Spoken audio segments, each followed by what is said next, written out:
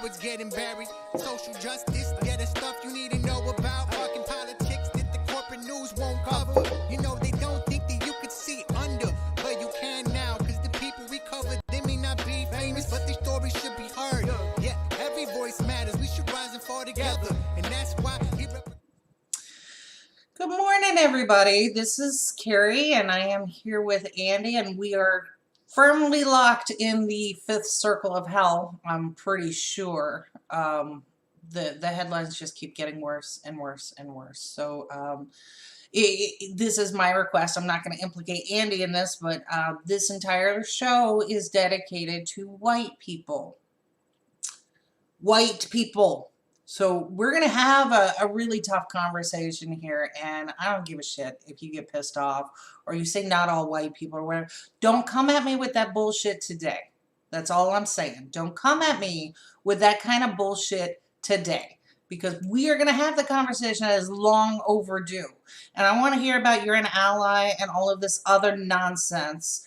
We've gone way beyond you getting to claim credit as an ally. And we're really going to talk about how things need to happen from here on out and how you need to get involved and get active today. So with that, Andy, thank you for joining us. Still injured and everything. I appreciate it. Still at the roller rink. Wow. Yeah.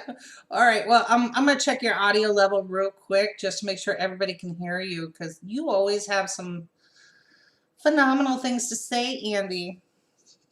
That's very nice of you to say thank you. So you always have some. All right, my audio is good. So, all right, I'm gonna turn you up a little bit. So, you just explain to everybody why you're rolling around, just real quick for those who missed it earlier.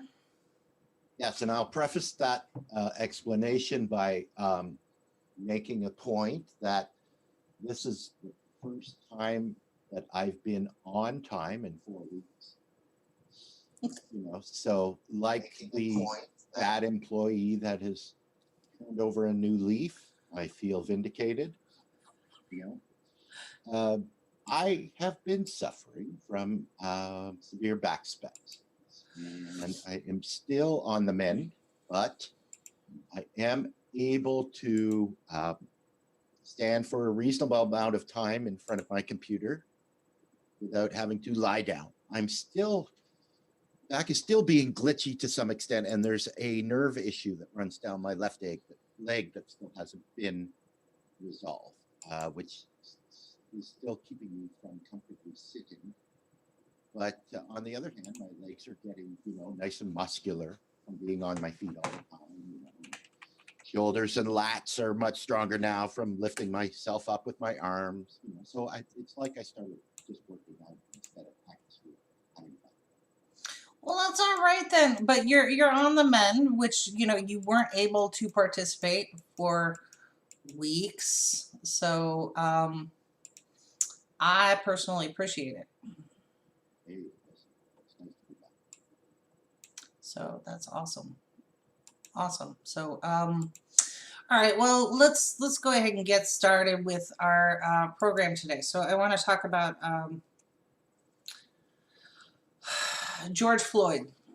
Well, first let's open with our favorite, Amy Cooper out of New York.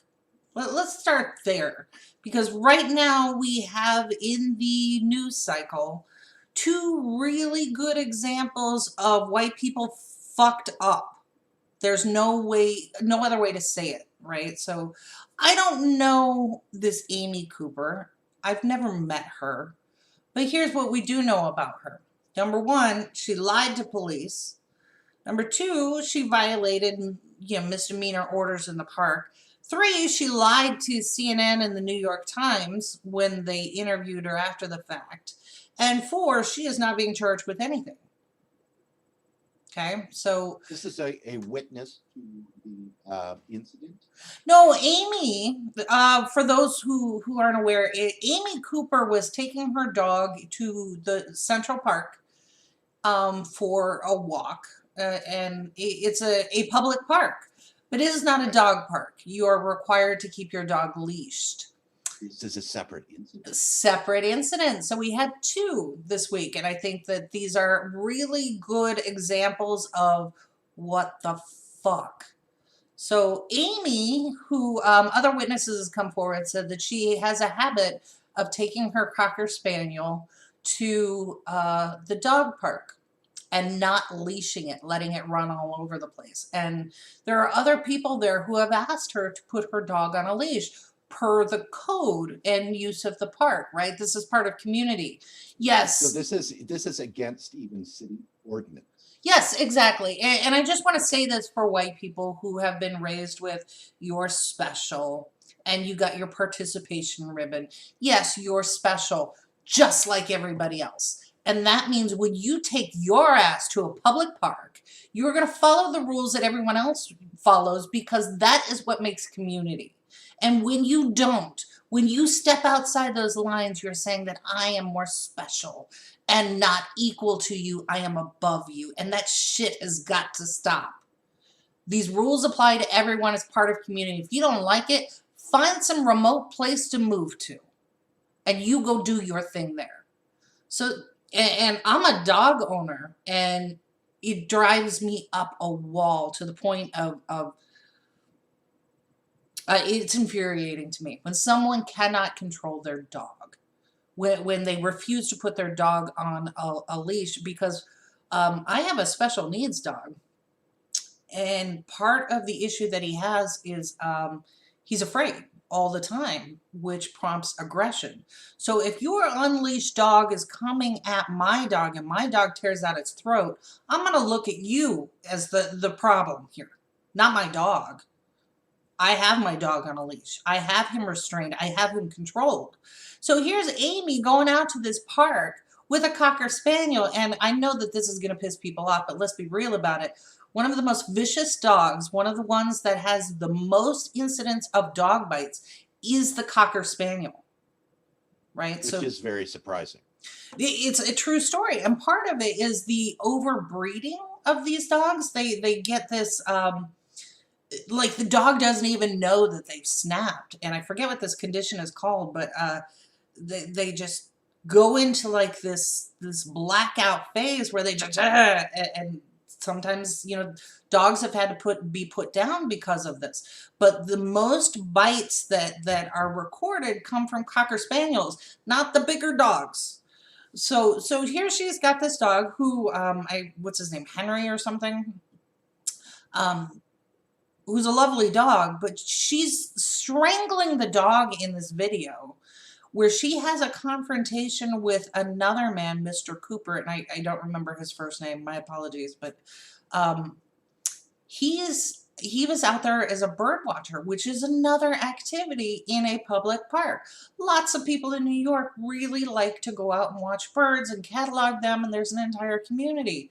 Well, Amy's dumbass decided to have this confrontation with this bird watcher, Mr. Cooper, and boy, did she pick the wrong one. Because I don't know if anyone's seen a picture of Mr. Cooper or video on him. He's number one, as Joe Biden would say, he's a clean black man. What kind of racist bullshit is that?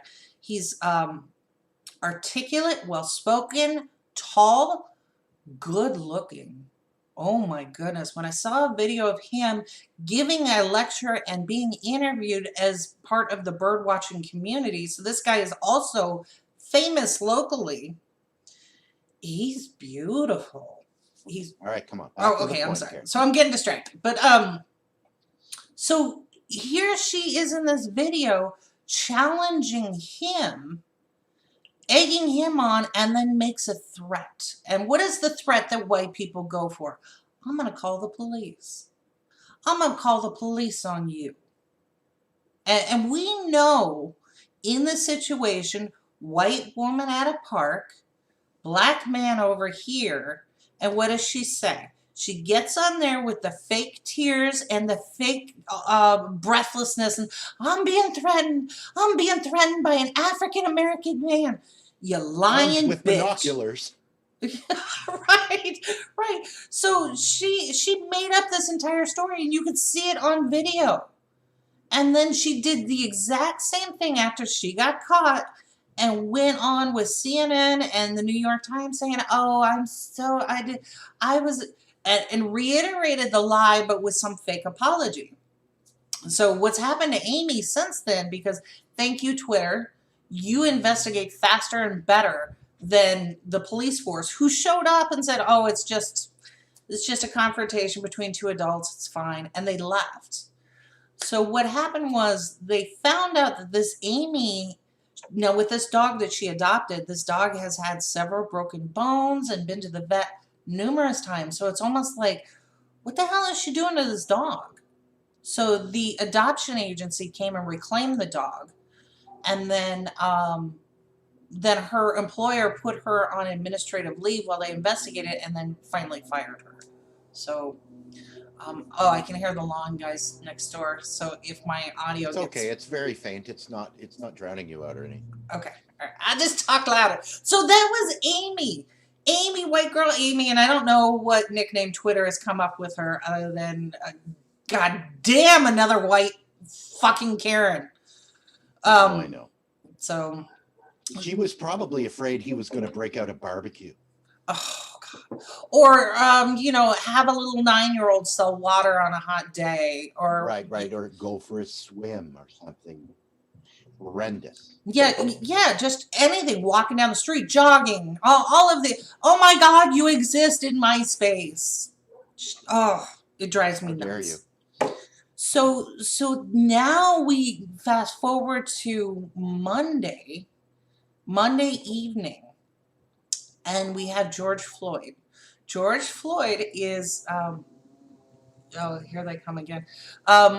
He's my age, right? So 40. 29. 29, yes. So George moved up to Minneapolis from Houston, and he was looking for work, and he's a big guy. He's very tall, not too muscular, but so he was a truck driver, from what we understand now. He was a truck driver and then was working at a bouncer at a restaurant club. Very well loved by everybody. And it's an appropriate line of work when you're really big. You're what was he, like 6'4" and something? So tall guy, very lovable teddy bear. Everybody describes him as a teddy bear. He was a hugger, which I don't get you hugger people, but he was a hugger. So if you're a patron at this club or whatever, he was there, and he would want to get a hug from a regular, really want to know what you were doing. So George goes to this little bodega delicatessen in his neighborhood to get something to eat.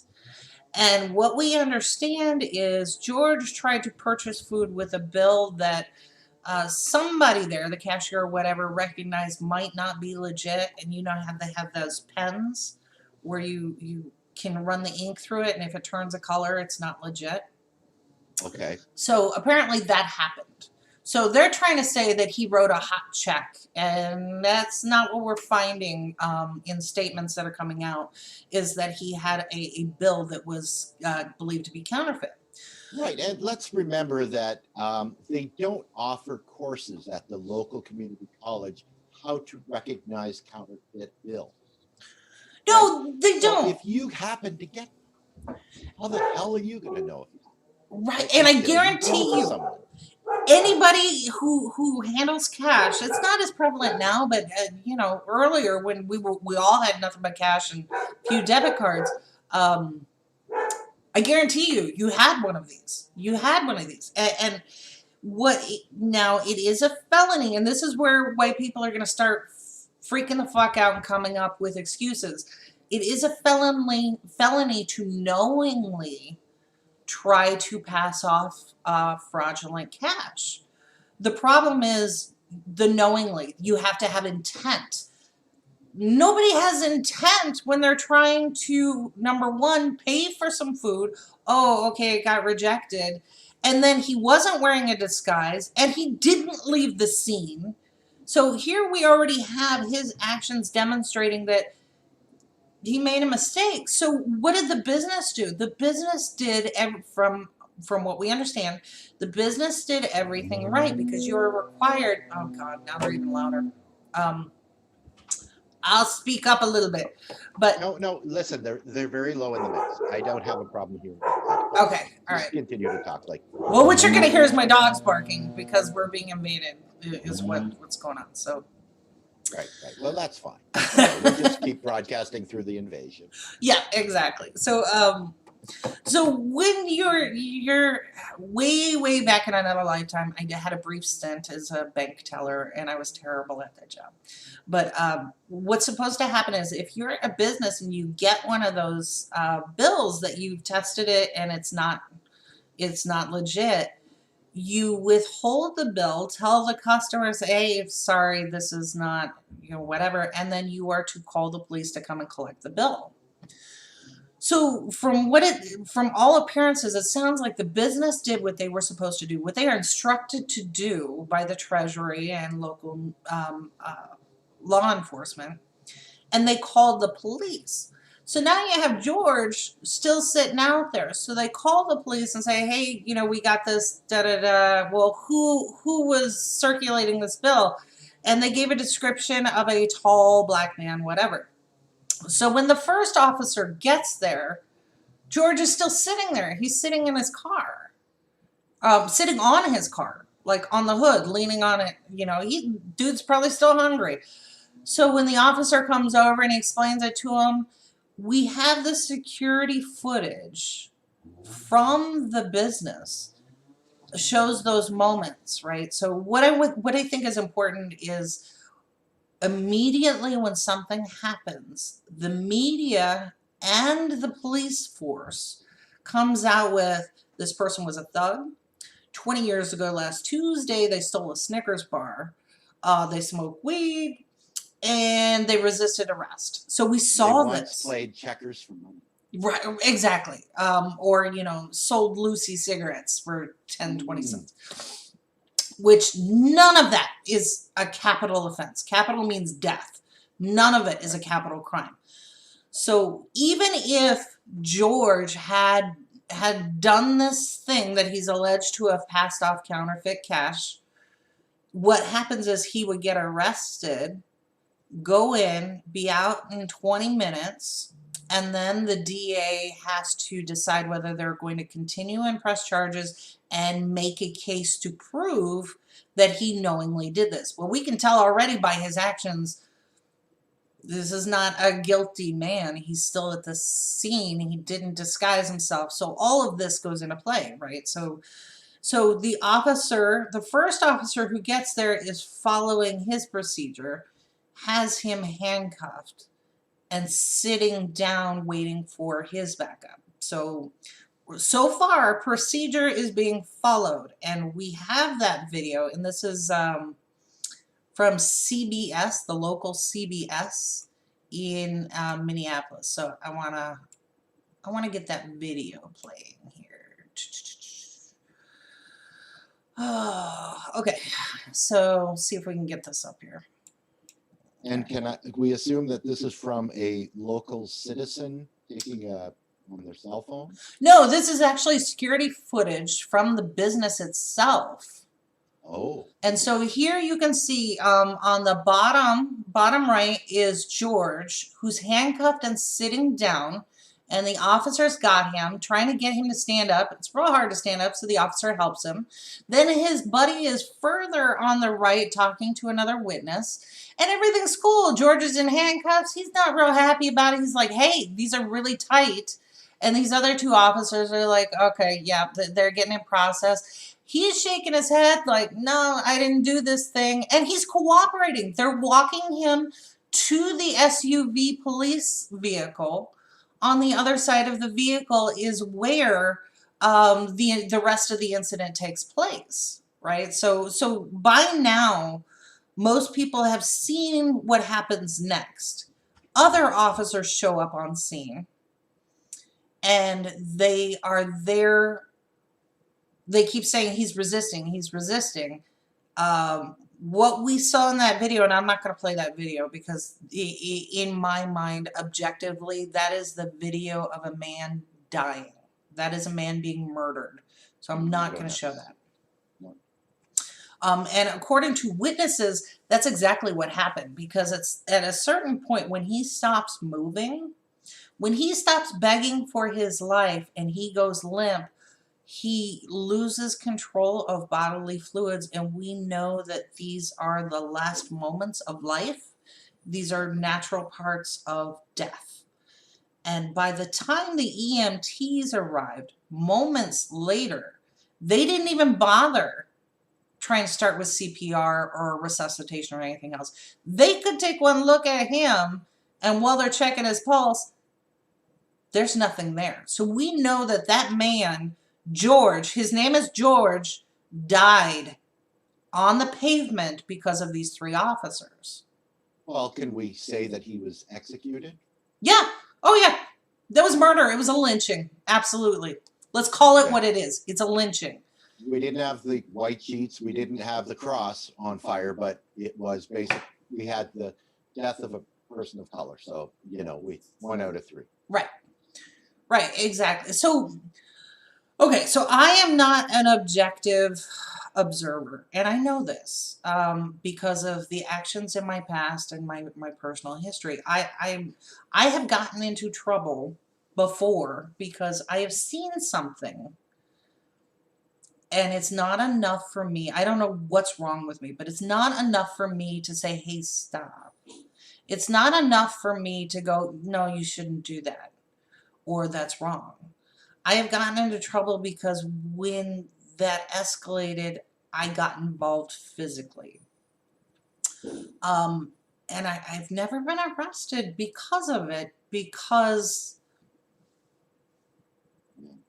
right? So while I'm watching the video of this man being lynched in broad daylight on the street, and I see the other people, now thank you to the gentleman who was filming, because that is now required. But then the other people going, hey, stop, you're hurting him. And you could hear the pain in their voices. So I'll give them that. But I'm looking at the video going, you know, if I were there, and I have done this, not with police officers, but with other people, all it would have taken was 2 steps and a dive to get him off his neck. And this is where I would have been in trouble. And my husband knows it. We were talking about it. He's like, I'm just so glad you weren't there. So have done it. We'll do it again. So in my mind, I'm angry at the onlookers, and I couldn't figure out why they stopped there. Right now, not knowing all the details, I'm actively judging these people, going, this man is being murdered in front of you. What are you doing? And then I did some more research and started looking into it, and then I found out why. And you can't see it from the video. So right now we're looking at 2 officers, but there were actually 4 who were involved. And I want to show this picture of witnesses across the street who saw what was going on, and their photos. So let me see if I can get that up here. Okay. So it's a potato quality photo, but you can see here that SUV that was in the original video, that's the same police SUV, and they've got George on the ground, and you can see the one officer standing up as, you know, protecting his buddies. The gentleman in the hoodie in the back with his phone up, he's the one that filmed it. And then you have the officer that we all saw with his knee on George's neck. And then you had these other 2 hidden behind the SUV. So here's... okay. I'm seeing what you're saying. Right. So where the angle is from behind. Yeah. Okay. Yeah. Because I can't see the picture. I'm just trying to get an idea. So the other 2 officers that are also holding this man down are hidden by the SUV in the main photo that was first circulated when the story came out.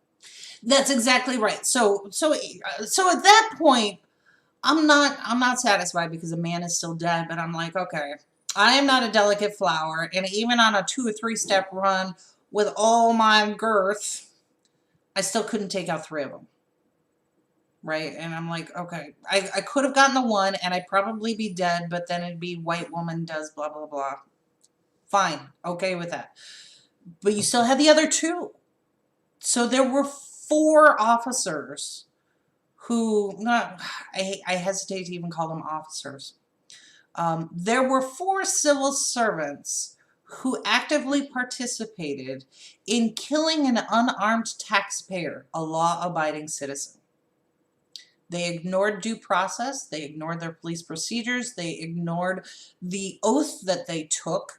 They ignored everything about what that job is supposed to stand for. They ignored everything about what community is supposed to stand for and took this man who committed no crime that was proven or worthy of death and decided to kill him right there on the street. Okay, so there's no way around this. And here's what we're going to see and starting to see already, which is why I wanted to put up these photos in these videos. Because now what's going to happen is the racists are going to come out of the woodwork. And I don't want to point directly to people on the right, although there are some racists there. I'm pointing directly at white people in the center and the left, who are they themselves engaging and supporting racism and may not know it, but probably do. So they're going to say things like, well, like the news, right? These false headlines. He committed fraud or he was trying to do some. I don't give a shit. None of that is worthy of death. Okay? I don't care if he was writing bad checks all over the city. Not worthy of death. But then they're going to start putting out, well, these officers, you know, it was okay. And so I went and did some research about what is allowed in Minneapolis for police officers. So we have other experts who've been quoted in the media talking about, well, they handled it wrong. They didn't do this and that. But I was like, okay, that's fine. So these are regular experts. I want to see what Minneapolis says is okay. And here's what I found, which was pretty interesting. So 2 of the officers we know, this is, what the hell's his name here? So, all right, Derek Chauvin, I don't know how to pronounce it, don't really give a shit. Chauvin, that was the gentleman who had his knee on George's neck. And then Tao Theo, T-O-U, and last name is T-H-A-O, was the officer who was kind of standing point and protecting his buddies. We don't have the names of the other 2 officers, and I want them. They're culpable because they could have said to Derek, hey, Derek, maybe you want to get off his neck. Hey, Derek, he says he can't breathe. Hey, Derek, maybe you could roll him over so he could breathe. Hey, Derek, why don't we load him into the police vehicle like we're supposed to fucking do so we can take him to the station and book him? Or maybe, Derek, you get off of him so that we can get him medical attention and then we will take him to the station. They didn't do any of that. Why don't we, hey, Derek, why don't we just, figure out if he's actually guilty of a crime before we decide to execute? Thank you. Right? Constitutional rights. This is basic stuff. So what I found in doing this investigation was the reason why we have the names of these 2 officers and not the other 2 is it is my opinion, I believe, that they're being offered up as sacrificial lambs. And the reason why is Derek and Tao do not have stellar records at all. In fact, they've been in trouble before. Imagine that. So in 2017, a gentleman by the name of Lamar Ferguson sued Tao and another officer, Robert Thunder, which I don't know, is Robert one of those 4? Sued them for excessive force. and that lawsuit was settled. But Ferguson was walking down the street with a woman who was 8 months pregnant, and they were walking home when Tao and his partner stopped them and searched them without cause. That's illegal. That's a constitutional rights violation. The I think officers, she was smuggling a balloon. yeah, probably, who knows? But so they handcuffed Ferguson, and Tao threw him to the ground and began punching him. So once again, you have a prior incident where a man was searched, his rights were violated, he was handcuffed, there was nothing he could do, he was thrown to the ground, and this officer Tao beat him, right? So this was on its way to court, and the city had to settle and pay out on behalf of this officer. So at what point does this officer's behavior become too expensive for the people who hired him, the city, the taxpayers? So in Chicago, what are we up to, like 200 million? It's this insane number where our police officers are costing us more money through their behavior, right? So that's Officer Tao, and that was 2017, wasn't that long ago. And then the other officer, Derek, he's got 3 different incidences, but we don't have the details of that. We don't know the details of 2011 and all of these other things that have happened in his. What we will see is how George is law-abiding citizen who somehow deserved to die. We'll hear about everything he did from the 3rd grade on, right? So I want the names of the other 2 officers. There were 4 involved. It sounds reasonable to me that they've released the names of the 2 officers that were more highly visible, thinking that we'll keep the other 2 hidden as long as we can until they're identified by someone else, and then we'll discipline them. You know what? I think you called it, Andy. You're absolutely right. So, Twitter, you are the best investigative team on the face of the planet. Figure out who these other 2 officers are, because there are 4. There are absolutely 4 on here, not 2. So, so here's what I found out about police policy in Minneapolis. Now, what it says in their handbook says that kneeling on a suspect's neck is allowed under the department's use of force policy for officers who have received training in how to compress a neck without applying direct pressure to the airway. So let's think about this. It's your knee on someone's neck, and somehow you're allowed to use this as a technique to subdue someone without applying direct pressure to the airway.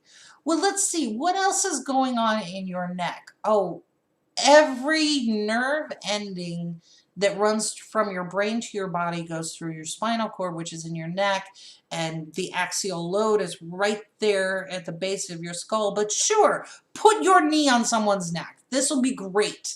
So there's a small vein that runs through your neck called the aorta. I can't imagine what damage that would do, like stroke maybe, or death. But so Minneapolis allows them to put their knees on a suspect's neck. But what they aren't allowed to do is a chokehold, because a chokehold cuts off the airway, and we all know that. But somehow the policy allows for an officer to put their knee on the neck of a person.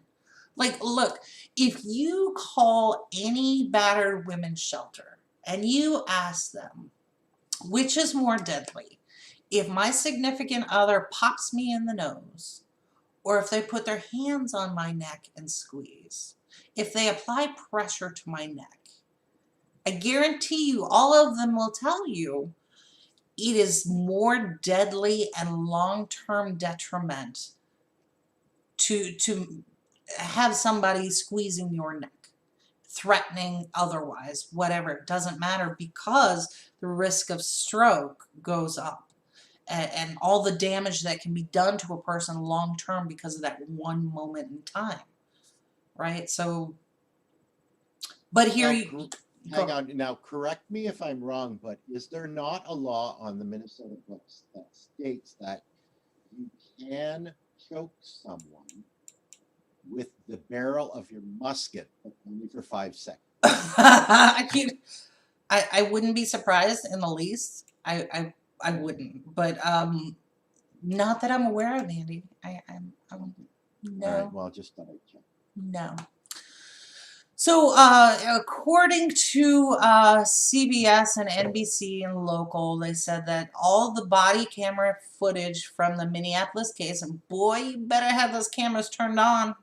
Because here in Chicago, what they do is they break their cameras or they throw them on the roof of a neighboring building. So if you go up on this building near the police stations, you find all these cameras where they just threw them there. So according to the local news, the body cam footage from the officers has been turned over to the Minnesota Bureau of Criminal Apprehension and to the agency, and the agency asked to speak with anyone who saw the arrest and recorded the video. So go ahead and submit your statements, especially those of you who were begging them to please not murder this man. So the officers have all been terminated, but still, they didn't release the names of the other two. And they said that their officers' names would be released after initial interviews with the people involved. So maybe we'll still get it. And then this came from Heavy, which is not, it's kind of a community media site, so take it with a grain of salt. But they were quoting the Star Tribune that said the initial call came in from someone using a counterfeit bill at the store. And when police arrived, they believe Floyd matched the description and found him sitting on the hood of his car. So we still don't even know if it was Floyd. So how many times does matching the description mean the guy was black? Right? And big. Yeah. So we don't even know if it was Floyd that did it. And whether he was intoxicated or not, don't give a shit. None of that matters here. So part of the problem that we have is all of these excuses are going to come forward. So I want to call back to an event that she is in no way connected to my particular rant or this program, but candidate for Vermont, Brenda Siegel, held a panel recently, and it was about the rise of hate. And one of the participants offered this amazing graphic that I want to share now, and so you're going to see me mess around on the screen while I pull this thing up. But this, I think, is, and I posted this on Twitter, it's a really good map for white people so that they can understand exactly where they are. It's like, you are here maps. And in this particular chart, she does this wonderful job of mapping out where, especially on the left, where your racism enables this kind of behavior. So I'm going to blow this up here. And, for all of you people, you white people who go, well, not all white people, or I'm an ally. First off, fuck you, shut up and listen. You're not. You're not, and the evidence is it is still happening. Still happening. And if you were an ally, and if what you said was, oh, not all white people, if what you said was true, we wouldn't still be having this conversation. We wouldn't still be doing this. But because you are not taking it seriously and you don't understand your role in this and you don't understand how you are complicit, we are still here. So pay attention. So at the top of this inverted pyramid, that's you right now. When you say, I'm a good person, we are all one, I don't see color. And when you center the conversation on your feelings and your guilt and your bullshit opinion, that is you enabling these things to happen. So this white savior complex, and this drives me nuts on the left, when we say, when we have a gathering and we're organizing, we say, let's make a space. Let's make a space for our minorities. And fuck you. You are not a white savior. You don't give permission to someone else to speak.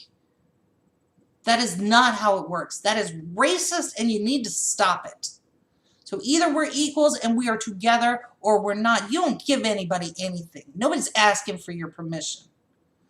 That is complicit, right? So either we are equal or we're not. And if you can't get with it, white people, get the fuck out of the way. Okay. So then the next step is celebrating racist holidays. Lack of empathy, understanding on the impacts of white supremacy and color, living in an all-white neighborhood. Blue Lives Matter. Brutality, marginalized, Eurocentral curriculum in the schools, anti-immigration policy, and from there you can see it just goes down. So we're talking to the people at the top here, particularly on the left and the center, who are engaging in these behaviors and making this allowable. So one of the things that I saw, and in a weird way it made me feel better, was what was I gonna say? The riots, protests, the things that kind of got out of hand in Minneapolis. In a weird way. Yesterday. Yeah. In a weird way, it made me feel a little better because it wasn't just black and brown people in the street. We finally had Asians and Latinos and white people. I was like, oh my God, look, there's the unity. Unfortunately, it has to come in a protest. And then the response was these people were tear gassed. How is that okay? And they all lived happily ever after. Not yet. Tear gas. So look, I get that I am already a little more militant, and for those of you who don't understand why, when Trayvon Martin was murdered in his own neighborhood, and I heard about it, and it didn't really, I was like, ah, shit, again, another one. And then the details started to come out. Trayvon was, what was he, 17? And then I pulled up the news story, and there's a picture of Trayvon. And I swear it's that primal rising that came up. Because I looked at it, and I'm still getting emotional. Trayvon looks exactly like my son did. And my son was 17 at the time. And we live right around the corner from 7-Eleven. And of course, he's a teenager. He would wear hoodies and he would listen to music. And I live in a mostly white neighborhood, and we knew when we moved up here. We moved from Dayton, Ohio, which is the national headquarters of the Ku Klux Klan. And we moved to Illinois thinking Illinois is blue and progressive, and it's not. And when we got here to this neighborhood and we knew, being 90% white, we were still going to have trouble. Within 3 days, we had trouble, and it was with the school teachers. But we deal with it. And this is part of where some of my militancy comes from, because I have had to have this conversation with my white counterparts over and over and over. And what I remember seeing was when I would get called in to the school and people didn't know about me, I would walk into a room with all these teachers, and they were smug and laughing and doing this, and there was my son sitting there slumped down. And when I would walk in, knock on the door, and they'd be, yes, can we help you? And I'm like, that's my son. And the minute that they realized that they were not going to have to deal with a black mom, but me, you could feel the energy in that room change. And you could almost hear them go, oh shit. And I guarantee you that the rest of that meeting did not go the way that they had anticipated. By the time I left there, it was yes, ma'am, no, ma'am. And every time I would leave, in my head, I'm thinking, dear God, Black moms have to deal with this shit. And they don't get the benefit of turning this entire thing around the way that I get to. Right. They don't get to use their whiteness. Yes. Yes. And so here we have the situation where our white allies are not using the ability that they have through no benefit of their own, through nothing that they have done other than being born white. They are not using that to help brothers and sisters who aren't. That is not an ally. That is somebody who is complicit. So just like when we're dealing with the COVID situation, we see the rise of disproportionate effects on Black and brown people. We're all sitting here still going, you know, it doesn't. And then on the other side, you have people bitching and moaning about having to wear a fucking mask so that maybe more people don't die.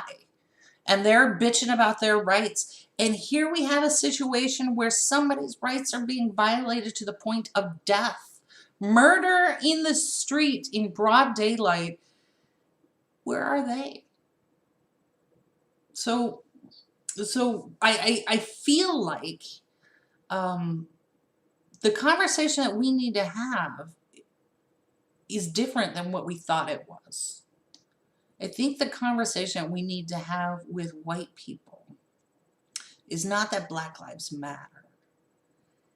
It's that you're a shitty person, right? And when you sit there and you don't say enough, when you don't stand up, when you don't force change because you have the power to do it, and God damn, you've had the power for a year, over 100 years, and you said nothing because in the back of your mind, you're like, it's not me. It's not going to affect me.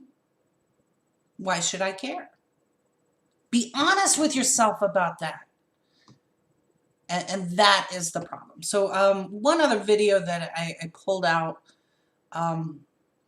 because I think that I am so tired personally of seeing every time we have a story like this, the news trots out their Black anchor or their Black commentator to and invites him to the anchor desk. Right. They are making space for a special report. Right. They are making space as a white savior to have the conversation about yet another Black person being murdered.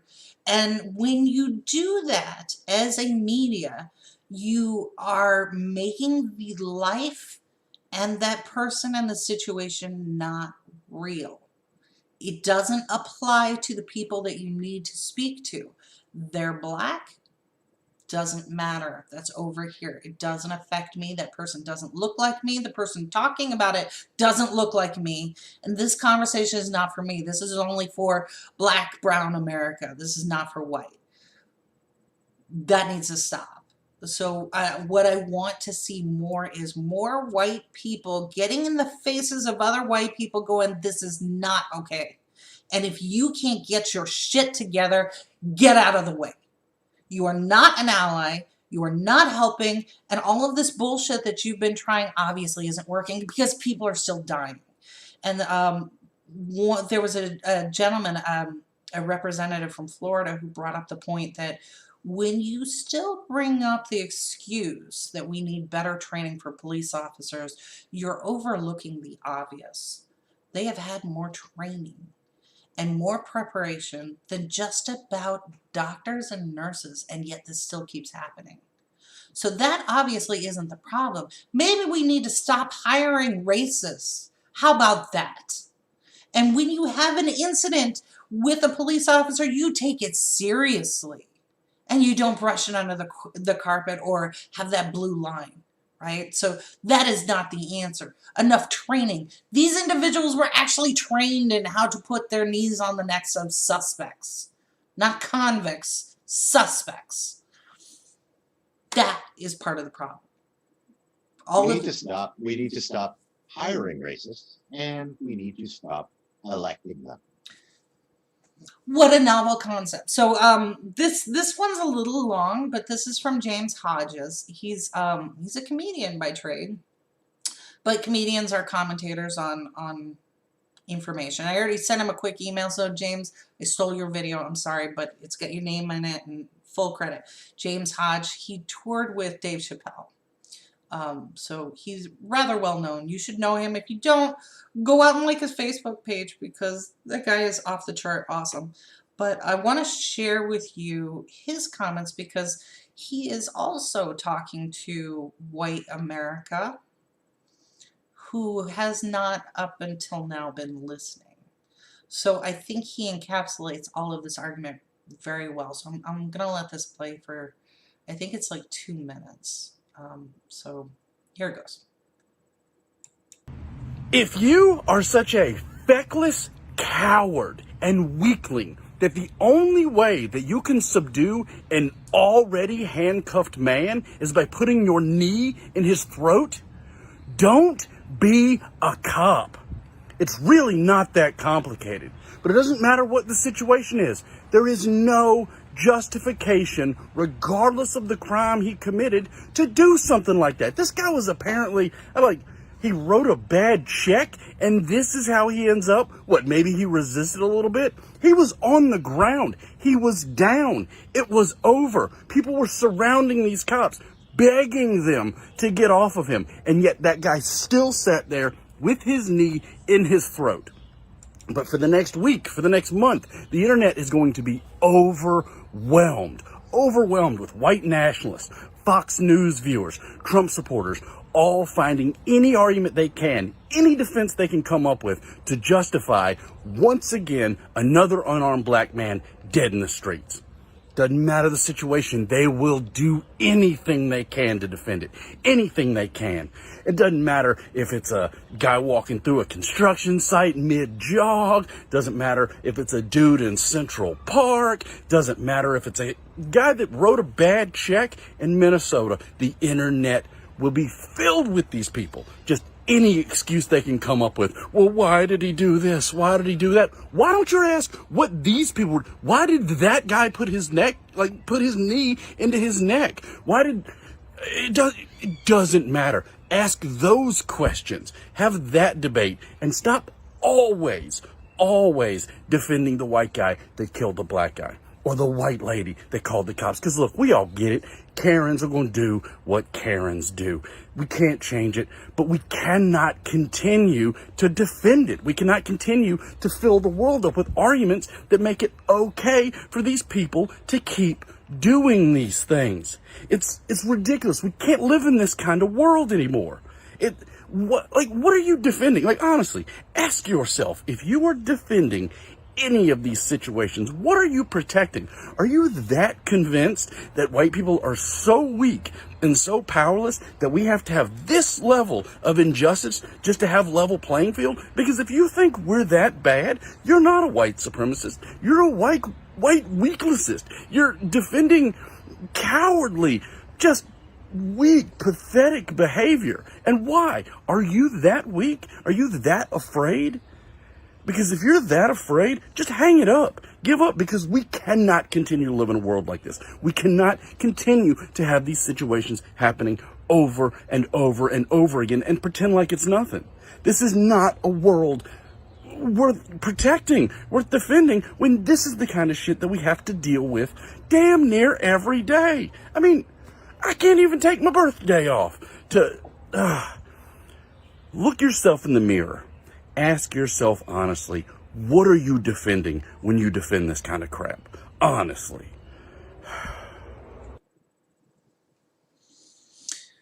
So, I agree wholeheartedly with everything he said.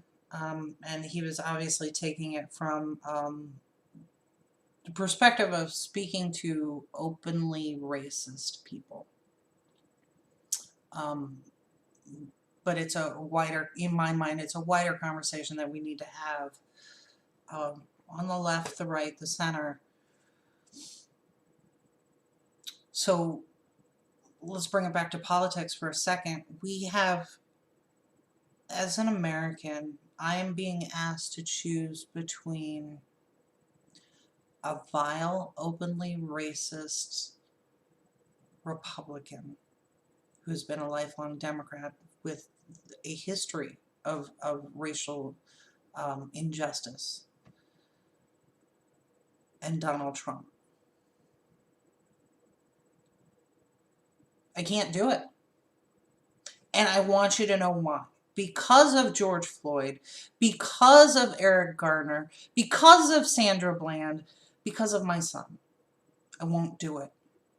So you either find something better, and I know that we have good people that we can put up as the nominee. I can't. And go ahead, come at me. I'm ready for it. And I tell you, you thought I was snarky and rude before? Come at me with some bullshit now. I am personally so done with this. And I hope that everyone else is too, right? I'm done with people being protected for violating the law. I'm done with people dividing my community, my nation, based on color or some other bullshit reason because they are so terrified. We always hear about there's a race war coming. Well, here's a clue. It never ended. And that's where we are. That's where we are today. I think the only people who aren't aware of it are the comfortable suburban white people. In their gated community. Not even gated. I mean, I live in a mostly white neighborhood, and my neighbor, a doctor, who happens to be brown, went for a walk 2 years ago and got stopped. Hey, what do you do in this neighborhood? He's like, I live there. That's my house. So it's everywhere. And I think we need to recognize that. And I think for me in particular, I didn't grow up in this country, so I'm still learning about the nuances of race and racism and the subtleties. And I've had to live it in my life because of circumstances, but I need everybody else to start catching up too, because it's there. And like voting, we're not allowing people to vote. We're not putting polling places in black neighborhoods, and nobody really seems concerned with that on the white side. Democratic Party, like in Ohio, the Democratic Party in Ohio, they would put out a press release. Why aren't you in the fucking street? Right? So. In fact, I always love to quote my favorite professor and friend of the show, Professor Lua Ewell of the University of Kansas, who is a lovely and unbelievably intelligent lady that is just brimming with ideas and thoughts that just provoke thought and you know, avenues of thought for others when she speaks. And when we interviewed her for Macro and Cheese, one of the things that I found the most interesting was that she was talking about the civil rights movement, why it was reasonably successful. And a lot of that, the reason for that success was that the black people that were involved, they didn't have a lot to lose anyways. However, they put whatever it was they had to lose on the line, including their lives. And that made a huge difference for that movement. And the point of her telling that part of that story was that any real change now that has to come about is going to involve white people equally putting all they have on the line for people of color. Right? We hear a lot of times that it's the oppressors. When they want the change, that's when things actually change. Right? You're a white person and you want to see a better world with less racism for people of color, then you have to take a stance in order to make that change. Then I have to be willing to put everything on the line like they do. And that's when things will actually change. When we come together as people and demand change, despite your color. Thank you. I think that that sums it up nicely. I mean, am I my brother's keeper? And that's something that we haven't challenged people to answer. Exactly. When Bernie Sanders said, "Are you willing to fight for someone you don't know?" That question is colorblind. That's exactly right. Exactly right. So it's an interesting question because I've had to go through, when we talk about what are you willing to do, how far are you willing to go, I've had to answer that question on many occasions. And obviously I'm still here, I'm okay. How far would you go? Right? So I need people to really start to think about how far will you go? Because George Floyd paid the ultimate price so that we could be comfortable. Sandra Bland paid the ultimate price so that we could be comfortable. They're willing to pay it, whether it's through their own choice or forced upon them. What are you willing to do to see to it that no one else has to pay that price? So yeah, Andy, I think you wrapped it up well. And I can rant about this obviously for hours and hours. So. Yet, alas, we only have an hour. Yeah, and we started late, but we are over the hour mark. So we'll just end it here, and I will say I hope to God that we can have a much better show on Friday. We are supposed to have a guest. Hopefully that's going to work out, and we're able to put that together.